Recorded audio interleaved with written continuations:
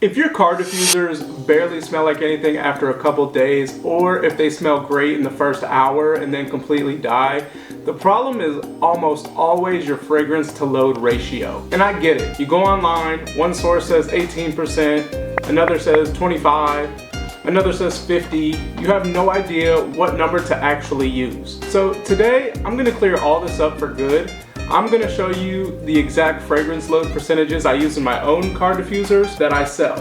I'll explain why different fragrance oils need different ratios and give you a free tool on my website that does most of the math for you automatically. Now, before I give you any numbers, let me make sure we are all speaking the same language, because this is where most of the confusion kind of starts. Fragrance load is the percentage of fragrance oil in your total mixture, not the percentage of your bottle, right? So the percentage of the actual liquid. So your car diffuser liquid is made of two things, right? You have your diffuser base and your fragrance oil, all right? That should be it. The fragrance load is how much of that total liquid is the fragrance oil. So if I have 8 milliliters of liquid total and 2 of those milliliters are fragrance oil, that's a 25% fragrance load, right? Now, here's where people get confused. Some suppliers list the maximum fragrance load their base can hold, like 50%. That does not mean you should actually use 50%. That is the ceiling before the formula breaks down, right? It's like saying your car can go 140 miles an hour. Does that mean you should actually drive that fast? No, right? What you actually want is the sweet spot. Strong enough scent throw to fill a car interior, but not so much that you're wasting fragrance oil and destroying your profit margins. So here's the truth. There is not one magic number. There is a range, and that range for me is 18 to 25% fragrance load. So I've tested this extensively in my own business, and I sell car diffusers frequently. They're one of my best sellers. So it's not an experiment. They're actually products people pay money for and hang in their cars every day. So when I tell you this range works, I mean it works in the real world, not just in a craft room. Now, let me break down where you land in that range, because it depends on your specific fragrance oil. And I see it all the time. People asking me because they like a certain fragrance oil but it only allows 7%. And they're like, can I use that? I'm like, well, you can technically, but if you only use 7% in that fragrance oil, it's probably going to be a very weak smelling car diffuser. Now, I'm not saying always, but most of the time is what I've found. So this is where we're getting into the IFRA, right? So every fragrance oil has the IFRA, and the IFRA has maximum usage rates. That's the maximum amount you're allowed to use this product category for safety compliance. So car diffusers generally fall under IFRA Category 10A. Some fragrance oils max out at 20%. Some go up to 30, even 50%. You can't just pick a number without checking this first, just to save your butt compliance-wise, right? So for the fragrance oils I personally use, which most of them allow up to 25%, I typically use the full 25%. Why? Because our car interiors are tough environments. You have heat, you have circulation from the AC and open windows, and you have a small bottle competing against it all, right? I want maximum scent throw. But if you have a fragrance oil with a lower IFRA limit, say it maxes at 20%, then you use 20%, right? I wouldn't exceed it. And even at 18% with the right fragrance oil, you can still get a solid scent throw in a vehicle. So the real answer is I use the highest percentage your fragrance oil safely allows within the 18 to 25% range. That's your sweet spot.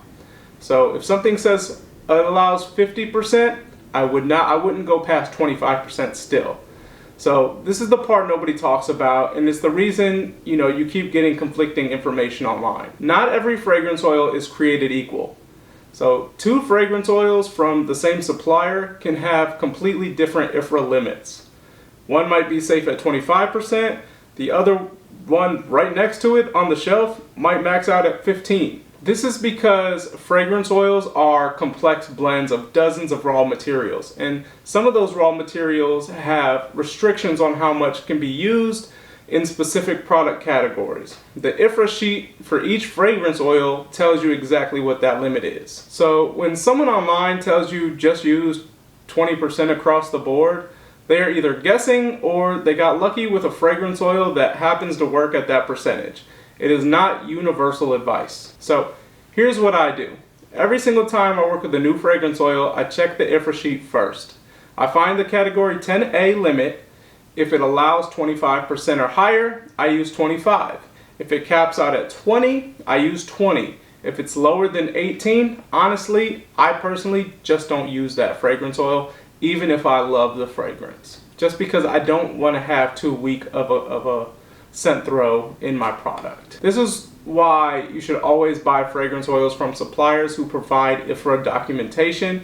If a supplier cannot give you an IFRA sheet, that's a red flag. Now, let me show you how to actually calculate these, because it's a simple concept, and I created a free tool for you guys to literally automate all of this for you. And I actually need to refill my La Riche car diffuser. So basically what I do is I fill this with 10 ounces of the mixture. That way, whenever I'm ready to make more car diffusers, I already have the mixture ready to go, and then I can just put them in the bottles, right? So we'll get into that next. Now I have everything I need right here to make the mixture, and I'm gonna run you through the app here as well. I'm gonna place it on the screen so you can see exactly how it works. All right, so I told you I'm making 10 ounces of the mixture for this car diffuser. So you can see on here on the calculator, you can select the type of product. I have car diffuser in here now, and I am using ounces, and I have it already preset. I have 10, it's gonna be 10 ounces, and we're only making one unit. So we're just making one of these bottles of 10 ounces. And my fragrance load is 25%. And you can see right down here, it automatically calculates how much base I need and how much fragrance oil I need. So I need 7.5 ounces of base and 2.5 ounces of fragrance oil. So that equals 10. And then you can see if I am only using a 20% fragrance load, right? Now I need 8 ounces of base to 2 ounces of fragrance. It literally does everything for you right here. And another cool thing, so if you're curious of how much 10 ounces of this mixture can make in the 8 milliliter bottles that I sell, so look at this. If you go over to the diffuser yield tab, right, I'm making 10 ounces, 25% fragrance load. Now, not only will it break down your batch here for you, but it'll go right here. So I use the 8 milliliter bottles. It tells me how much of this mixture it'll make of those bottles. So this little thing makes 36 bottles of the car diffusers. So at my retail price, this little bottle of car diffuser mixture will yield me like $288, almost $300. So it's a really cool tool, and if you use bigger bottles like the 12 or the 6, it breaks it down for you here as well. It even tells you how much you'll have left over. So if you're interested in that, the link is in the description. You can use it. You can even add it to if you have an iPhone. I'm not sure how Androids work, but if you have an iPhone, you can literally take this and add it as an app to your phone, so you can just pull it up whenever you need. So again, we're gonna need about 7.5 ounces of base. Again, I use the base from Candle Science, so we're just gonna fill it up to 7.5, or as close as we can get to it.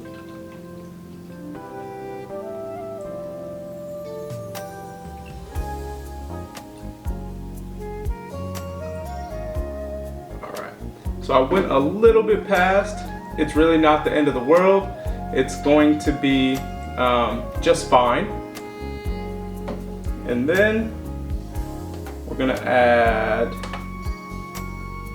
2.5 ounces fragrance oil.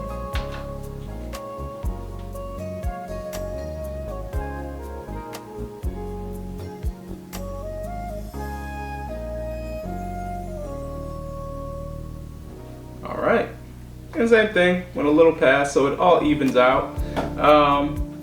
And now what we're gonna do is mix it.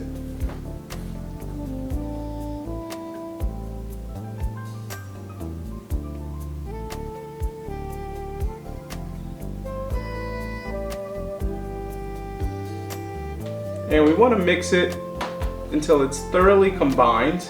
So you can kind of see it's a little wavy. So we're going to get our spoon and we're going to mix it until it's completely smooth.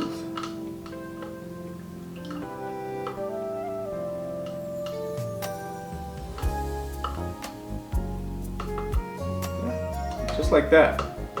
Now, it's already ready, right? Like, the great thing about this, there's no cure time, there's none of that. Like, they're ready to use immediately. And now what I'll do, I'm just gonna fill my bottle. So whenever I make these diffusers next, it's all ready to go.